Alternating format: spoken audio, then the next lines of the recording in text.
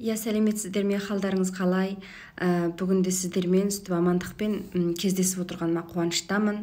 Енді менің айтқым келгені бүгін енді әрқандай адам болған соң одан кейін енді бәріміз кішкентай кезімізде жақсы тәлім-тәрбие алып өстік қой. Барлығымызда әсіресе осы қазақ ұлтында көп үлкен мәселелер болмайды. Ата-анамыз көп оқымаған болса да, көп сол заманда бала тәрбиелейтін кітаптар көре алмайтын болса да, шықылып өздерінің салт дәстүрімен біздерді жақсы тәрбиелеген.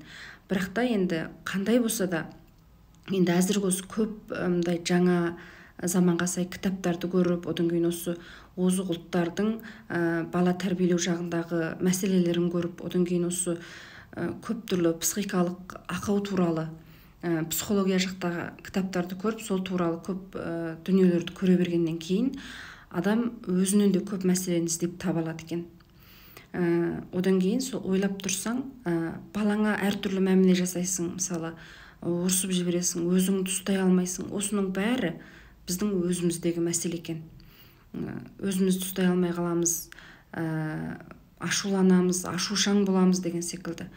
Соның бәрі енді кішкентай кезімізден қалған біртүрлі көңілімізде сондай бір мәселе болып табылады екен.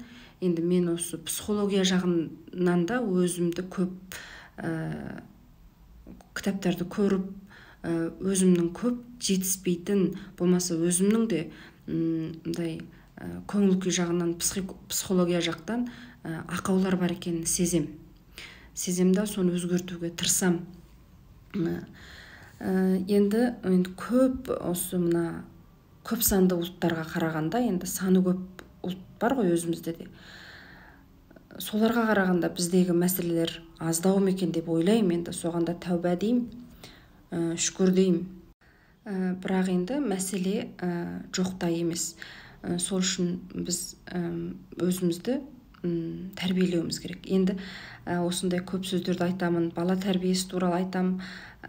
Осыларды естіп кейбір кісілер шаршауларыңыз мүмкін. Мысалы, енді тіпті біз қызметпен қарбалас болып жүрсек, өзіміз тұрмыспен қарбалас болып жүрсек, болмаса енді біз қазақтардың жұмысымыз көп қой.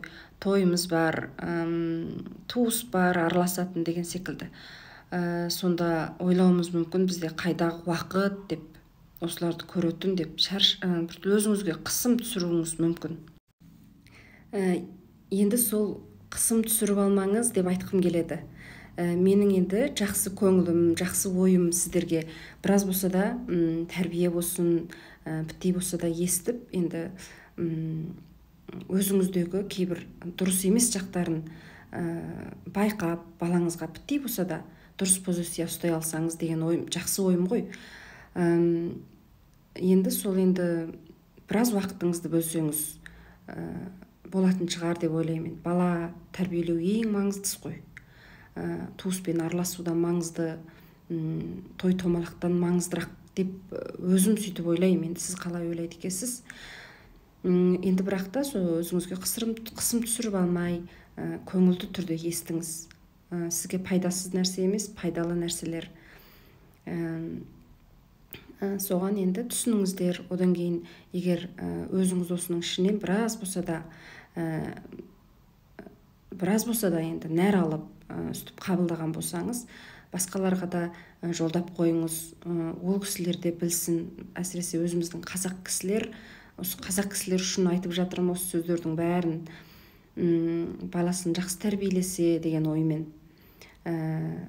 Сол үшін көп кісілер көрсеткен деп ойлаймын.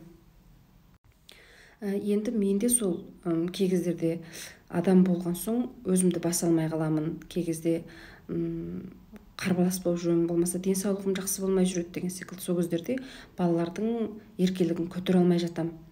Мен де өзімді жалғасты тәрбиелеп келе жатырмын. Сол үшін сіздер де үлгересіздер. Өздеріңізді болды, енді мен бұларды үйрене алмаймын деп тастап қоймаңыз. Балаңыз үшін біраз болса да қабылдаңыз. Одан кейін енді дұрыс айтпай жатқан жерлерім болса жазсаңыздар болады. Одан кейін өздеріңізге қажетті кейбір осы ақпараттар, білімдер білгіңіз келсе, оны да жазып қойсаңыз болады. Өзіңізге пайдалы жағын қабылдап, кейбір артық айтқан жерім болса, оны сырып тастап, оны ойламай солай істесеңіз болады.